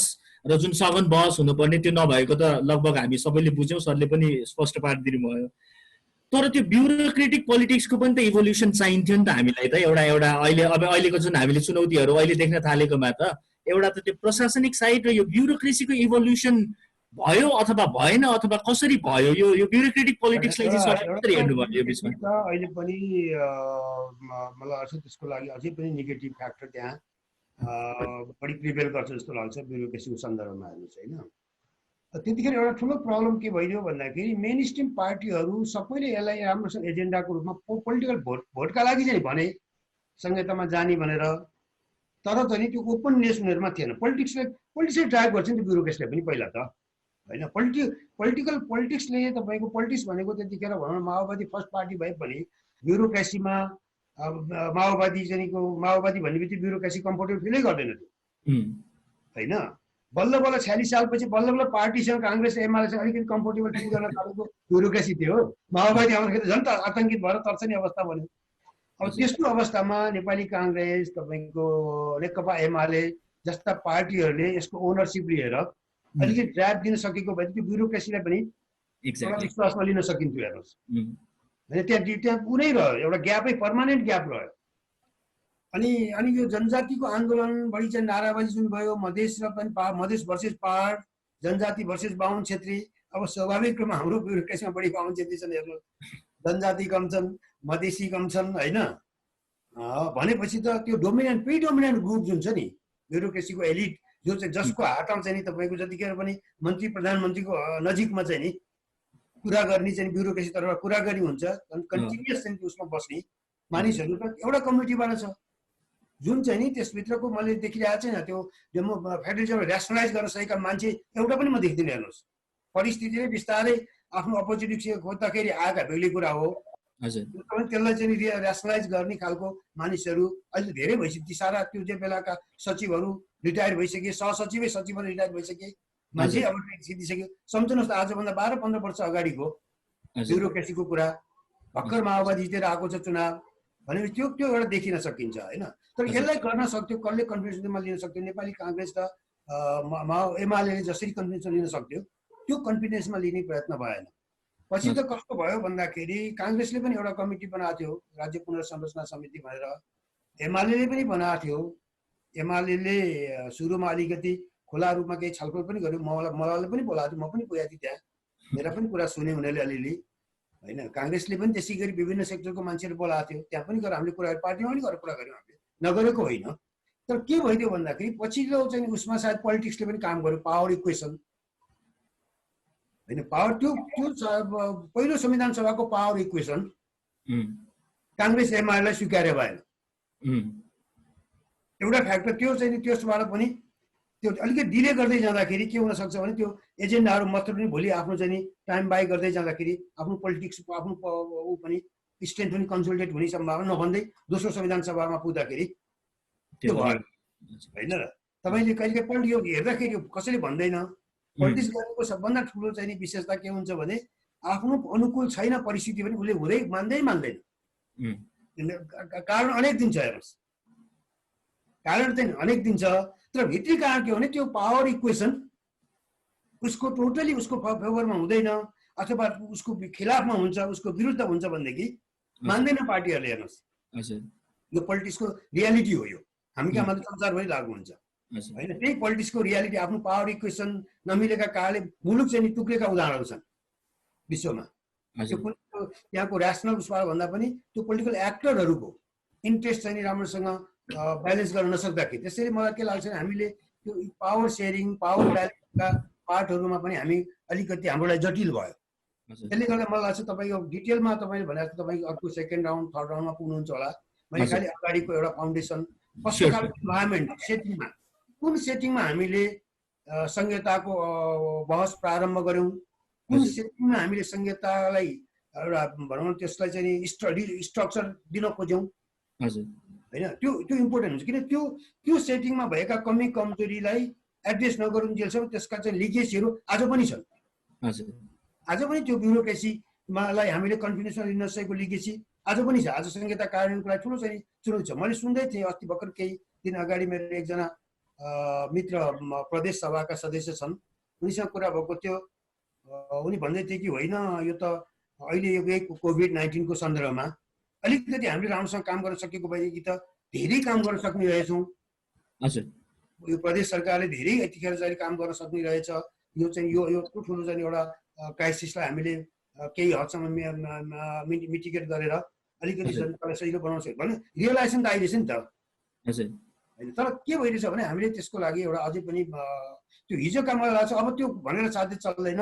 हिजो मिस्टेक भयो, तर आजका कुरालाई हामीले रिकन्सिडर गर्ने, हिजो कहाँ ल्याकिङ हो मिस्टेक पनि नभनौँ। नयाँ संहिता भनेको हामी सबैका नयाँ थियो। मलाई म अलिकति एउटा सानो यो प्रसङ्ग अलिकति थप घोतलिन मन लागेको मलाई यो अलिकति जुन एक्टरहरू अहिले प्रोमिनेन्ट जुन हामीले राज्य कुनै व्यक्ति विशेष नभएर जुन हाम्रो लिडरसिप अथवा जुन पार्टी स्ट्रक्चर छ होइन, एउटा हामीले त अब पार्टीभित्र आफ्नै लोकतान्त्रिक हाउ त्यो इन्क्लुजनको समावेशिताको कुराहरूमा अब यो म्यान्डेटरी निर्वाचनमा कस्तो गरी उम्मेदवार उठाइन्छ होइन, त्यो स्थानीय तहको जस्तो चुनावमा मेयर र डेपुटी मेयर मध्ये एकजना हुनु पर्दाखेरि 95% फिमेल हुनु पर्यो किनकि पहिलो पोस्टमा पुरुषै जान्छ भन्ने खालको त्यो पार्टीको डिसिजन मेकिङ स्ट्रक्चरहरू पनि अझै पनि त्यो इभल्भ नभइसकेको अवस्थामा अझै पनि अनि अहिले सर अलिक करेन्ट अवस्थामा आइपुग्यो। त्यो डिजाइनहरूको डिटेलहरू हामी आगामी श्रृङ्खलामा गर्छौँ, तर जसबाट यो संहिता कार्यान्वयनको एकदम महत्त्वपूर्ण समयमा यो साँचो जसको हातमा छ अहिले कार्यान्वयनको सरको अलिकति अब्जर्भेसनबाट यसमा हाम्रो दुईटा प्रश्न छ यसमा चाहिँ अहिले संहिताको कार्यान्वयनको पोलिटिकल डिस्कोर्सको अवस्था के छ र दोस्रो चाहिँ त्यो एक्टरहरूको क्यारेक्टर र त्यो एन्ड गोल चाहिँ कतातिर गयो, यो जेनरल पोलिटिकल डाइरेक्सन चाहिँ सरले कता गइरहेको देख्नु भएको छ? त्यति विधि इन्करेजिङ छैन, नेगेटिभ म भन्दिनँ, इन्करेजिङ छैन होइन। यसले राम्रोसँग ट्र्याक पनि समाउन सक्यो जस्तो लाग्दैन। दुईटा कारण तपाईँले भनेको दुइटै यो चाहिँ तपाईँको रिलेटेड हो। एउटा एक्टरको कुरा गर्ने हो भने अझै पनि तपाईँको टप ऱ्याङ्किङ एक्टरहरूको लिप सर्भिस हो फेडरलिजमको बारेमा। संहिता छ नि त भनेर सरकारदेखि उदाहरण, प्रधानमन्त्रीदेखि उदाहरण हुन, मुलुकको संविधान संहिताकोमा आधारित छ, त्यसको खिलाफमा बोल्ने त अधिकार छैन त बेग्लै कुरा हो। तर फेडरल एक्सर्साइजलाई फेसिलिटेट गर्ने किसिमबाट मुलुकको सेन्ट्रल लिडरसिपले कहाँ काम गरेको छ म देख्दिनँ। हेर्नुहोस्, फेडरल प्र्याक्टिसलाई फेसिलिटेट गर्ने प्रमोट गर्ने हिसाबबाट सरकारले काम गरिरहेको देखिँदैन। भनेपछि त एउटा ठुलो च्यालेन्ज यही हो नि त। यत्रो ठुलो मेच्युरिटी भएको गभर्मेन्ट छ, यो गभर्मेन्टले नै तपाईँको त्यसलाई चाहिँ नि फेसिलिटेट गर्न सकिरहेको छैन। फेरि उसकै सरकार छ, एउटा प्रदेशमा बाहेक सबैतिर आफ्नै पार्टीको सरकार छ, हजुर होइन पार्टी मेसिनरीलाई त्यो अनुसार गर्न सकिन्थ्यो। त्यो हुँदाखेरि त्यसले के देखाउँछ भने एक्टरको मेन्टल एउटा सेटिङ देखाउँछ। हामी अझै पनि संहितालाई पूर्ण रूपमा अंगीकार गर्न सकेको हो कि भन्ने। फेडरलिजमको त्यो कल्चरको त पार्ट नै छैन हेर्नुहोस्, त्यतातिर हामी प्रवेशै गर्न सकेका छैन। एउटा त्यो देखिन्छ भने दोस्रो चाहिँ तपाईँको स्ट्रक्चर अघि आयो, ब्युरोक्रेसीको स्ट्रक्चर। किन ब्युरोक्रेसी हिडन तर के रोल प्ले गर्छ, मन्त्रीले, प्रधानमन्त्रीले, मन्त्री परिषदले गर्ने कामहरूको, त्यसले लिने निर्णयहरूको आधार तयार गर्छ। त्यसले फर्स्ट रिलाइ गर्ने त्यसैलाई हो हेर्नुहोस् होइन। अलिकति बेग्लै खालको भिजनरी पोलिटिसियन छ भनेदेखि म आफ्नो बाटोबाट जान्छु भन्दा उसले आफ्नो प्रिपरेसन पनि गर्छ। होइन भने होइन सचिवजी यसमा के गर्नुपर्छ अलिकति तयार गरेर ल्याउनुहोस् भनेर पहिला अरुण सचिवलाई नै हो हेर्नुहोस् होइन। त्यहाँ त्यसको ऊ के छ, उसले पनि अलिकति अब मन्त्री प्रधानमन्त्रीको चाहिँ एउटा बुझ्छ माइन्डसेट कस्तो छ भनेर, फेरि आफै चाहिँ प्रकोपमा परिएला अलिकति त्यो अझै काम गर्छ। त्यसो स्ट्रक्चर हामीलाई अझै पनि फेडरलिजम फ्रेन्डली स्ट्रक्चरमा हामी जान सकिरहेको छैन। अझै पनि यसका लागि च्यालेन्जहरू छन्। सो त्यसैमा जोडिएको अर्को एउटा लागि प्रब्लमै छ। तपाईँले अघि भने जस्तै तपाईँको अब संहिता राम्रो कुरा हो। मुलुकमा संघीय संविधान भइसकेपछि सबै मान्छे संहितावादी हुन्छन्, सबै गणतन्त्रवादी हुन्, यो हामीले आशा गरेको कुरा हो, अपेक्षा गरेको कुरा हो। तर आजै चाहिँ तपाईँको कन्भर्ट हुनु, भर्खर तत्काल फेडरलिजममा कन्भर्ट भएको मान्छे र जसले फेडरलिजमको लागि हिजोदेखि एडभोकेसी गर्यो, जसले रिजनिङ गर्यो, जसले त्यसको चाहिँ तपाईँको डिस्कोर्समा सामेल भएर आयो, उसको कमिटमेन्टको र अन्डरस्ट्यान्डिङ लेभल त फरक हुन्छ नि त। हो त्यो एउटा सरले भनेकैमा जोडिने एउटा सायद हाम्रो तेस्रो श्रृङ्खलामा हामी अलिकति यो कार्यान्वयनको पक्षमा अलिक बढी कुरा गर्छौँ होला सायद। तर मैले सरलाई यो प्रसङ्ग जोडिएको हुनाले एउटा यहाँ हाम्रो अडियन्स प्रश्न सुदीपजीबाट पनि छ के अरे अब पहिला सुरुवाती अवस्थामा सरले भन्नुभयो प्लेटफर्म चाहिँ त्यो नेकपा माओवादी तत्कालीन पहिलो संविधान सभामा जितेर आएको अवस्थामा त्यो एउटा यो पहिचानको सबै एजेन्डाहरूको प्लेटफर्म जस्तो त्यो भयो, अथवा एउटा त्यो यो एजेन्डालाई क्यारी गर्ने एउटा मेन स्ट्रिम ठुलो फोर्स थियो। अब अहिले यदि हेरेर हामीले अहिले हामीसँग भएको मेजर पोलिटिकल पार्टिजहरू, मेजर ब्युरोक्रेसीदेखि लिएर हाम्रो इस्टाब्लिसमेन्ट पोलिटिक्स चाहिँ नट भेरी विलिङ अथवा एकदम फुल्ली इम्प्रेस गर्न नसकेको संघीयतालाई एउटा पक्ष हो भने यदि अनि अहिले अब संघीयतालाई यस्तो इम्पोर्टेन्ट क्रिटिकल इम्प्लिमेन्टेसनको टाइममा त्यो लिड गर्ने एउटा ठुलो पार्टी नहुँदा यसको कार्यान्वयनमा कतै असर पर्दैन। अहिले जब कि तपाईँले नै भन्नुभयो 7 वटा मध्ये 6 वटा प्रदेशमा एउटा पार्टीको स्पष्ट बहुमत, कतै अलमोस्ट नियर 2 बहुमत छ। एउटा हाम्रो 2 नम्बर प्रदेशमा अलिकति मिक्स्ड म्यान्डेट छ, त्यहाँको अलिकति स्ट्रङ यो प्रो फेडरलिजमको सेन्टिमेन्टमै चुनाव जितिएको थियो त्यहाँ होइन। सो त्यो बाहेक 2 नम्बर प्रदेशको बाहेक अरू सबै प्रदेशको त एउटा जुन इम्प्लिमेन्टेसनको लागि कहिलेकाहीँ अब टसलहरू हुन्थ्यो। सरले एकचोटि अलिकति यो लिगल केसहरू पनि फाइट गर्नुपर्ने प्रोभिन्सहरूले पनि भन्दै हुनुहुन्थ्यो। मैले चाहिँ सो एउटा स्ट्रङ त्यो पहिला माओवादीले क्यारी गरेको जस्तो एउटा ठुलो पार्टीले यसलाई प्राइमरी एजेन्डा नबनाउँदाखेरि कतै हाम्रो कार्यान्वयनको झन कमजोर हुने हो कि? अहिले तपाईँको फेडरलिजम चाहिँ कुन फ्ल्यागसिप त कुन पार्टी भयो थाहा छैन, कसैले यसलाई फ्ल्यागसिप बनाइरहेको छैन होइन। नेकपाको फेडरलिजम फ्ल्यागसिप चाहिँ जस्तो लाग्दैन मलाई होइन। अब अपोजिसन त कता कता हराइरहेको छ बेग्लै कुरो, उसको पनि त्यो ऊ होइन। त्यसले अहिले त्यसरी कहाँ पुग्यो संहिताको इम्प्लिमेन्टेसन फेडरल एक्सर्साइज अहिले भन्दाखेरि यो चाहिँ एउटा कन्स्टिट्युसनल रेस्पोन्सिबिलिटी हो, कन्स्टिट्युसनल ड्युटी हो। कता कता टेक्निकल उसमा गयो, जुन चाहिँ मोर चाहिँ तपाईँको कहाँ पुग्छ भने ब्युरोक्रेसीमा पुग्छ। पोलिटिक्सको चाहिँ फ्रन्टमा नभएको ब्युरोक्रेसीको चाहिँ उसमा पुगिदिन्छ, ब्युरोक्रेसीको डेस्कमा। जब संहितालाई हामीले यसरी टेक्निकल्ली एउटा इम्प्लिमेन्टेसनको कुरा मात्रै हो, यो नो मोर पोलिटिकल भन्ने जस्तो भयो कि। अब पोलिटिकल फ्ल्यागसिप अहिले मिसिङ छ, फेडरलिजमको पोलिटिकल फ्ल्यागसिप अहिले छैन। अहिले के छ भन्दाखेरि अब इम्प्लिमेन्टेसनको फ्ल्यागसिप भनेको लार्जली ब्युरोक्रेसीले लैजान्छ। त्यसैले यहाँनिर तपाईँले भनेको कुरा यहाँनिर यो उसमा आएको छ। अब यसको त हामीसँग अहिले उपाय छैन हेर्नुहोस् होइन। यसको उपाय भनेको तपाईँको तलबाट जुन किसिमको आउनु पनि, तलको वातावरण पनि म फेडरलिजमको धेरै चाहिँ कन्ड्युसिभ वातावरण मैले देखिरहेको छैन। यसलाई तपाईँको जतिखेर पनि जोगाउने दुईटा चाहिँ तलको कन्स्टिट्युन्सी हो, संहितालाई जोगाउने कन्स्टिट्युन्सी एउटा मधेसको कन्स्टिट्युन्सी हो, अर्को जनजातिको कन्स्टिट्युन्सी हो। अहिले दुवै कता कता डाइल्युट भइरहेको छन्, हराइरहेको छन्। मधेसको चाहिँ नि कन्स्टिट्युन्सी अब इन्लार्ज भएर पुरै नेसनल कन्स्टिट्युन्सीमा चाहिँ गइरहेका छन्। त्यो नेसनल कन्स्टिट्युन्सीलाई उनीहरूले फेडरलाइज कति गर्न सकेका छन्?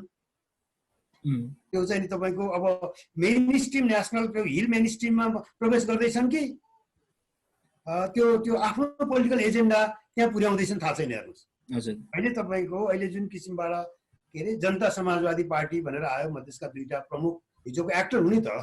एउटा मेरो आफ्नै प्रश्न आयो सर त्यहीसँग सम्बन्धित।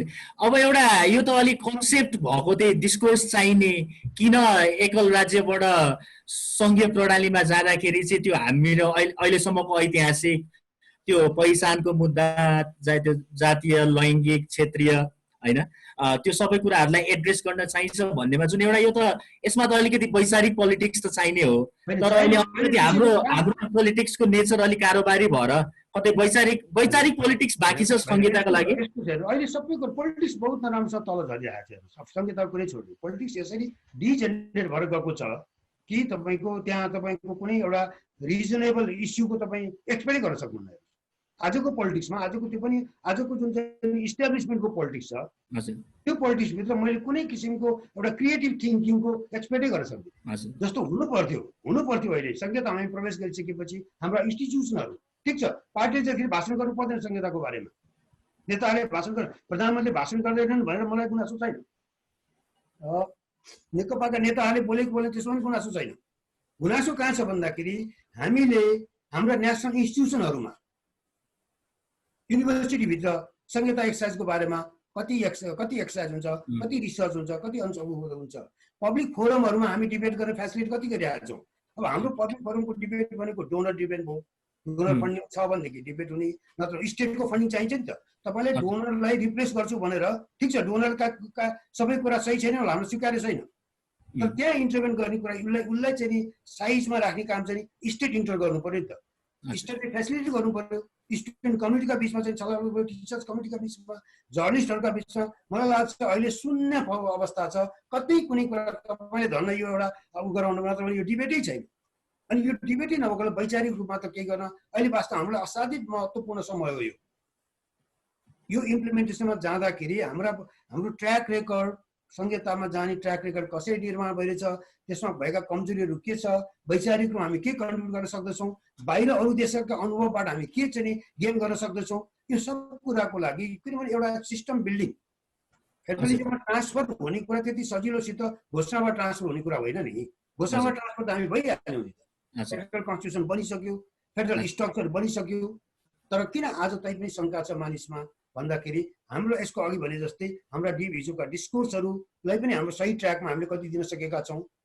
दिन सकेनौँ भने पनि त्यसलाई दिने निरन्तरता कन्टिन्युटी दिए पनि ट्र्याक तपाईँ बाटो हिँडेपछि न तपाईँको बाटो ठिक छ कि छैन, दायाँ लागेपछि बायाँ लागेको छ थाहा हुन्छ।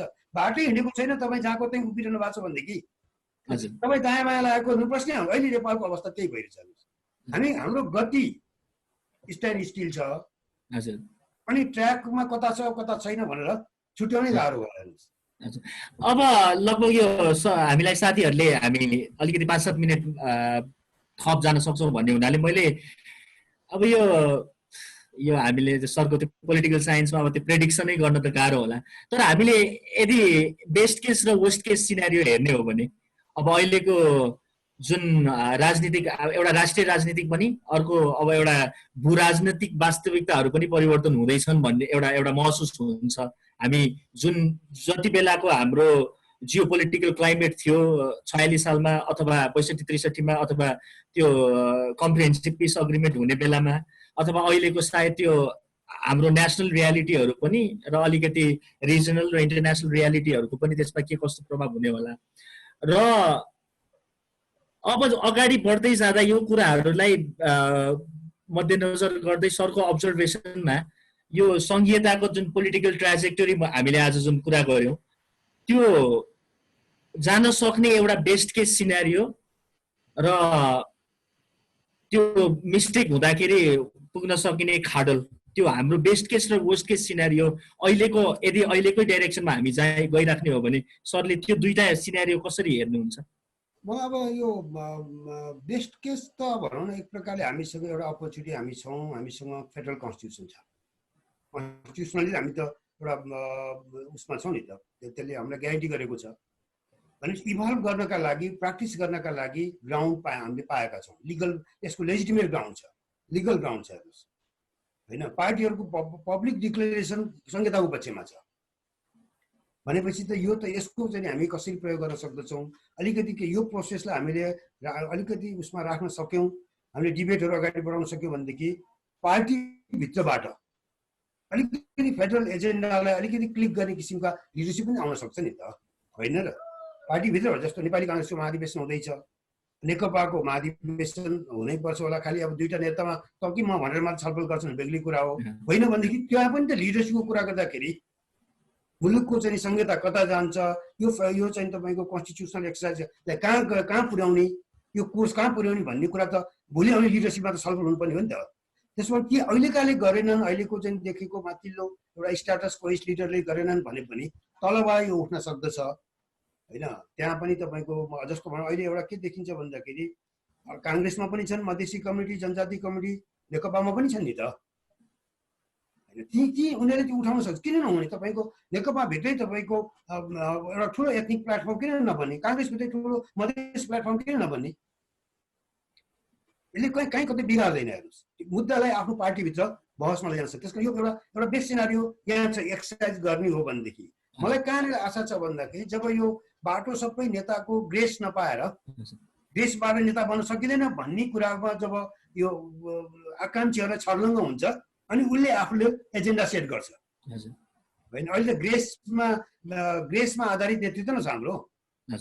अब तपाईँको नेकपामा नयाँ नेता आउन खोज्ने पनि अहिले भएका दुईटाको ग्रेस खोज्छन्, उता काङ्ग्रेसमा पनि आउनु खोज्ने त्यही माथि देखिएका एक दुईजनाको ग्रेस खोज्छन्। त्यो ग्रेसबाट नेता बन्न पाइँदैन भने जब कुरा चेतना बढ्छ, छर्लङ्ग हुन्छ, अनि त्यसपछि तिनले नयाँ एजेन्डा इस्युहरू क्रिएट गर्न सक्छन्। त्यो हाम्रो लागि एउटा बेस्ट प्र्याक्टिस हुन सक्दछ, बेस्ट सेनारियो हुन सक्दछ। दोस्रो वर्स्ट सेनारियो अहिले तपाईँले अलिकति सङ्केत गर्नुभयो, संहिता जियो पोलिटिक्सको लागि हाम्रो जियो पोलिटिक्स संहिता अनुकूल होइन, हिजो पनि होइन हेर्नुहोस्। जुन बेला हामीले फेडरलिजमको डिबेट गऱ्यौँ, कन्स्टिट्युसन बनायौँ, जियो पोलिटिक्सले हामीलाई जियो पोलिटिकल कन्स्टेन्टै थियो, ठुलो कन्स्टेन्ट थियो हेर्नुहोस्।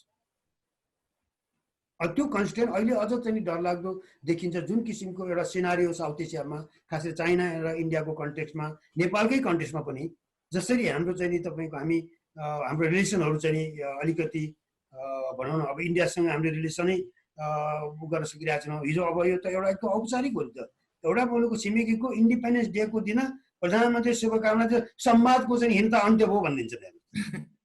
यो भन्दा अब हाँस उठ्ने कुरा के हो र? यो त यति पनि हामीले विकृति गर्दैन हाम्रो प्राइम मिनिस्टरले, हाम्रो गभर्मेन्टले अर्को भनौँ छिमेकीको इन्डिपेन्डेन्स डेमा भनेदेखि त हामी त वारको फेजमा रहेछौँ भन्ने बुझिन्छ, हाम्रो रिलेसनै टोटल ब्रेक भएछ भन्ने बुझिन्छ। भनेपछि हाम्रो अवस्था अलिकति के छ भन्दाखेरि जटिल छ। जब ठुल्ठुला यो चाहिँ इस्युहरू आउँछ, जियो पोलिटिकल इस्युहरू बढ्छ, कन्फ्रन्टेसनको कुरा बढ्छ, संहिता बहुत डरलाग्दो चिज हो हेर्नुहोस्। कन्फ्रन्टेसनको बेलामा फेरि हामी त्यो बिगिनिङको बेला भएको हुनाले त्यो बिगिनिङ फेजमा कन्फ्रन्टेसनको, जियो पोलिटिकल कन्फ्रन्टेसनको सम्भावना बढ्यो भनेदेखि संहिता पहिलो भिक्टिम हुन्छ। त्यसैले एउटा वर्स्ट केस चाहिँ नि, वर्स्ट सिनारियो चाहिँ हाम्रो लागि त्यो छ, त्यो चाहिँ त्यति पोजिटिभमा देखिरहेको छैन। तर त्यसो भन्दामा फेरि हामी पुरै नेगेटिभ हुनु पर्दैन। तर मुलुकभित्रको हाम्रो ग्राउन्ड फेरि तपाईँको जतिसुकै गरे पनि यो संहितालाई अन्डु गर्न सक्ने अवस्था म देख्दिनँ अहिलेका पोलिटिसियनहरूले पनि। डिस्टोर्सन होला, हामीले एक्सपेक्ट गरे अनुसारको फेडरल कोर्स चाहिँ नबन्ला, तर यसलाई अन्डु गर्न सक्ने अवस्था चाहिँ नि मुलुकको छैन। हुन्छ सर, त्यो नकारात्मक भए पनि अब पुरै उ गर्नुपर्ने यसलाई अन्डु गर्न सक्दैनन्। संहितालाई अन्डु गर्न सक्ने हैसियतमा अहिले कुनै पनि पार्टी, कुनै पनि नेता छन् जस्तो लाग्दैन। त्यो सबैभन्दा अर्को हाम्रो एसेट पनि त हो नि। हजुर, त्यो पनि कम्फर्टिङ भयो सर। हुन्छ सर, हामीलाई दिएको समयको हामी लगभग अन्त्यमा आइसक्यौँ सर। यो बहस मलाई यो त जति पनि अगाडि बढाउन सकिन्थ्यो र यसलाई धेरै लामो, तर यो डेफिनेटली एउटा सुरुवात होला र हामीले अब मैले सुरुमा बिन्ती गरे जस्तै दोस्रोमा हामी कसरी संविधान बन्यो र त्यो अरूको तुलनामा कस्तो संविधान बन्यो, जुन 3 तहको संहिता हामीले गरेको कुरामा 3 टियरको कुराहरू गर्नेछौँ, त्यो संवैधानिक र कानुनी एङ्गलबाट र राजनीतिक एङ्गलबाट पनि, र त्यसपछि चाहिँ हामी कार्यान्वयनको पक्षमा जानेछौँ। तर यो कुराकानीले मलाई पक्कै धेरै हाम्रो आज यहाँ हेरिरहनु भएको र पछि हेर्नुहुने साथीहरूलाई यो एकदमै उपयोगी हुन्, जति मैले उपयोगी पाएँ त्यो अरूलाई पनि उपयोगी हुन्छ भन्ने मैले विश्वास गरेको छु। फेरि पनि प्रोफेसर खनाललाई आफ्नो समय दिएर यो मेरो प्रोग्राममा आइदिएर हाम्रो साथीहरूलाई जुन हेर्न चाहनुहुन्छ र यो केही कन्सेप्टहरू बनाउन चाहनुहुन्छ उहाँहरूलाई एकदमै यो महत्त्वपूर्ण आफ्नो विचारहरू राखिदिनु भएकोमा फेरि पनि धन्यवाद दिन चाहन्छु। तपाईँलाई पनि धन्यवाद। तपाईँको माध्यमबाट मैले यो बिचमा अलिकति रेट्रोस्पेक्टिभ हिसाबबाट हेर्न पाएँ कुराहरूलाई। थाहा छैन तपाईँले सोचेका कुरा कति मैले हैन, यो एकदमै मलाई अब अडियन्सले भोलि हेर्दाखेरि अडियन्सको आफ्नो कमेन्टहरू हुनुपर्दछ चित्त नबुझ्ने कुराहरू पनि भोलि आफ्ना कमेन्टहरू उहाँहरूबाट आउँदाखेरि त्यो हाम्रो लागि भोलि फिडब्याक पनि हुन सक्दछ। तर मलाई पनि लाग्दछ कि एउटा राम्रो एउटा बहस चाहिँ हामीले फेरि त्यो बहस चाहिँ गरेका छौँ। हाम्रो यस्तै लक्ष्य त्यही नै हो सर कार्यक्रमको, यो सुसूचित छलफल र बहसहरू जारी रहोस्। र उहाँ हुनुहुन्थ्यो professor Krishna Khanal, political scientist, retired professor. हामी सरको बेला बेलामा कमेन्ट्रीहरू पढ्ने नै छौँ र बेला मौकामा यस्तो बहसहरू गर्ने नै छौँ र सुन्ने नै छौँ सरको विज्ञता। सो अब हामी अन्त्यमा आइसकेका छौँ। आयोजक केओडिसको बुकसप र मेरो कोरोनल लाउन्जको साथीहरूलाई सधैँको जस्तो धन्यवाद। हामी अब अर्को एपिसोड यो संविधान, हाम्रो फेडरलिजम अन्तर्गत बनेको संविधान कसरी बन्यो र कस्तो संविधान बन्यो भन्ने विषय मूलभूत रूपमा रहेर हाम्रो संहिताको डिजाइनको बारेमा कुरा गर्नेछौँ अर्को एपिसोडमा। यदि यो भिडियोहरू तपाईँहरूको सोसियल मिडियाहरूमा आउँदाखेरि कोही इच्छुक मान्छे हुनुहुन्छ जस्तो लाग्यो भने हेरिदिनु होला। कमेन्ट्स र फिडब्याक सदाको जस्तै हामी स्वागत गर्ने नै छौँ। उपस्थित भइदिनु भएको अनलाइन फेसबुक लाइभमा सबैलाई धन्यवाद। See you again in 2 weeks. Thank you.